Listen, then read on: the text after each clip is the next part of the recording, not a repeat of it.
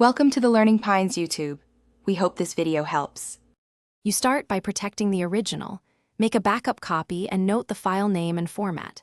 Next, determine how the name appears as metadata, subtitle, or burned in pixels, because each path requires a different fix. Once you identify the type, open the file in FFmpeg for metadata checks or import into a nonlinear editor to inspect frames. Make sure to mark the timestamp where the name appears, so you can target edits precisely without wasting time. You now remove the name according to what you found. If it's metadata, run a command such as ffmpeg to clear title and description fields and then remux. This preserves quality. If it's a text layer or subtitle track, delete or disable that track inside your editor.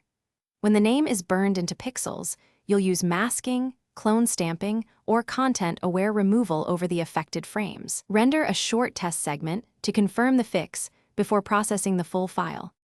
You finish by exporting with settings that match the original codec and container to minimize quality loss. Make sure timecode and audio remain synced. Once done, review the entire clip at full resolution for removal artifacts or color mismatches. If you see ghosting or blurred patches, render a short segment while trying a different removal method: smaller masks, temporal smoothing, or manual frame-by-frame cloning. Troubleshooting tip: if automated tools fail, consider reshooting or sourcing the original unmarked file. Thanks for watching. Consider subscribing if we helped you.